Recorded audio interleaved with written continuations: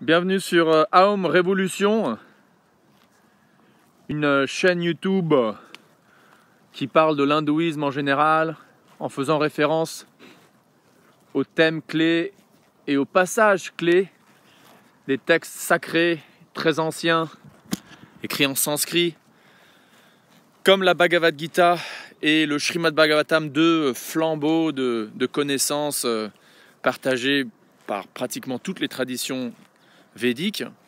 Je m'appelle Cyril ou Chandra, à votre service. Ça fait 29 ans que je lis régulièrement les textes védiques et ma vie aurait été vraiment très différente et 1000 fois pire si j'avais pas fait ça de manière quotidienne. Donc si tu t'intéresses à l'hindouisme, à la théologie du yoga, si tu crois en la réincarnation, si tu crois en la non-violence envers les animaux, et ces petites vidéos, c'est à propos de ça, un peu à l'arrache comme ça, eh ben abonne-toi parce qu'il n'y a pas trop d'autres chaînes comme ça sur YouTube. Juste quelques pensées, là j'étais en train de faire ma petite promenade du matin, je suis dans la forêt de Bavière, j'étais en train de réciter mon mantra, le Maha Mantra à l'aide de mon petit chapelet pour compter combien de fois je l'ai récité par jour. Et j'ai vu ces super vaches, c'est des super vaches, et je me suis dit tiens attends je dois faire une vidéo parce que c'est trop beau quoi. Et voilà, le petit message du jour c'est un truc qui nous touche tous si on a un peu de sensibilité envers les autres êtres vivants. Hey, ça va toi? Oh, je vais pas te manger ton herbe, t'en fais pas. Donc c'est un truc qui nous touche tous, c'est cette notion de non-violence, c'est cette notion de... Elles ont des cornes quand même les vaches. C'est cette notion de non-violence, c'est cette notion de compassion envers les autres animaux. Et sur cette chaîne, j'aime toujours faire des références scripturaires parce qu'on peut parler d'hindouisme, de philosophie du yoga jusqu'à, comme on dit en anglais, until the cows come home, c'est-à-dire ad infinitum sans faire de référence, quoi. Dans la Bhagavad Gita, ce texte fondamental de toutes les traditions védiques, il y a une phrase bien spécifique, Goraksha.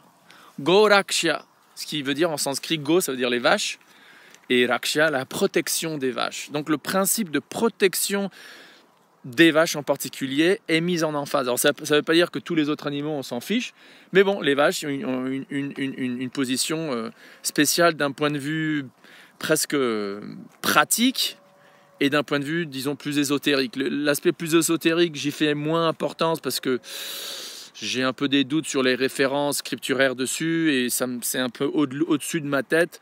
Mais si ces textes qui parlent de ce que je vais juste dire maintenant sont vrais, bah c'est assez incroyable. Il est dit qu'il y a 33 millions, que tous les dieux et les déesses qui existent dans l'univers sont présents et présentes dans le corps d'une vache. Chapeau, quoi. Et on voit historiquement la culture védique, si on le voit encore un peu en Inde, cette notion de protéger la vache, de même offrir de l'encens, des fleurs, enfin vraiment vénérer la vache avec l'idée qu'elle représente tous les dieux et les déesses et ultimement Dieu lui-même, représente, hein. Ça se voit, ça se voit de manière flagrante. Mais d'un point de vue vraiment, disons,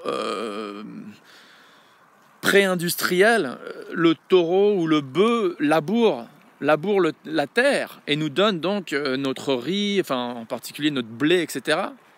Et la vache nous donne du lait. Alors selon la médecine ayurvédique, le lait, surtout le lait de vache A2, mais bon, tout le lait de vache, y compris l'urine de vache. Tiens, j'ai toujours voulu faire ça. Allez, continue ma chère, vas-y, t'en fais pas. Ah, j'ai toujours voulu goûter de l'urine de vache fraîche.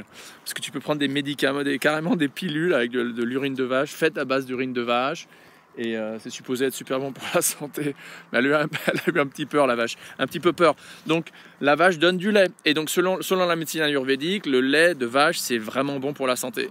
Donc c'est pour ça que le régime vegan, bien que super cool au niveau éthique, est pas super bon pour la santé. Et la solution pour ceux qui sont vraiment principle-based, qui veulent boycotter l'industrie du lait, l'industrie des abattoirs, c'est de se débrouiller pour trouver du lait qui est issu de vaches qui sont protégées, c'est-à-dire qui meurent de façon naturelle, quoi, sans être tuées à l'abattoir. En Inde, en Angleterre, il y a beaucoup de réseaux en Inde, bien sûr, où tu trouves du lait de vache et des produits laitiers comme du ghee.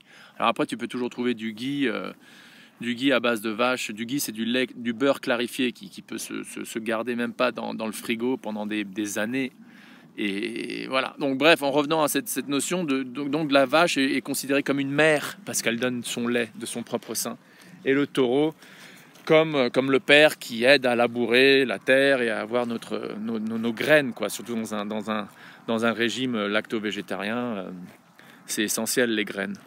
Voilà, donc tu devrais réfléchir, quoi. Si tu manges de la viande, bah voilà, arrête, quoi. Arrête, c'est pas humain, c'est pas civilisé, c'est dégueulasse, quoi. C'est dégueulasse. Et ça te détache de ta connexion avec ta propre origine, avec ta propre source spirituelle, avec Dieu ultimement, et avec l'harmonie que Dieu crée, y compris du surplus de lait pour l'être humain, quoi. Du surplus de son veau. Et si tu es déjà lacto-végétarien ou vegan, bah super, continue comme ça à respecter les autres animaux, y compris la vache, en évitant de manger sa chair, quoi. Et bon, et après, la question, bah oui, mais alors, d'accord, je mange pas de viande, mais je prends du fromage, je mange du yaourt, de vaches qui sont emmenées à l'abattoir, comme celle-ci, par exemple, là, ce que tu vois là derrière, quand elles vont arrêter de donner du lait, elles vont être emmenées à l'abattoir. Donc, tu as deux choix à ce moment-là, ou tu boycottes complètement et tu te débrouilles pour trouver au moins un peu de produits laitiers de vaches, du lait non violent, au moins pour la santé, et même pour manger si tu en trouves plein. Ou alors voilà, quoi, c'est ça. Ou alors bon, t'es vegan complètement et t'évites de manger des produits laitiers. Bon, et de toute façon, on va tous mourir, donc c'est pas la fin du monde. Et il y a d'autres opinions sur les bienfaits d'un régime complètement végétalien, quoi. Mais voilà. Merci d'avoir écouté. J'espère que avec cette petite goutte de sagesse, on peut continuer à donc au moins respecter, sinon pas vénérer, tous les êtres humains, tous les êtres vivants. Ultimement, on est supposé avoir une vision de compassion où on voit tout être comme des âmes qui sont des parties intégrantes de Dieu, quoi. Et de les aimer, de les respecter comme on aime nos membres de notre propre famille. Et si on arrive à développer et à continuer à maintenir une attitude comme ça, ben, on aura vécu une vie traversant cette existence temporaire sur Terre de manière glorieuse et noble. Merci d'avoir écouté. Om Tat Sat.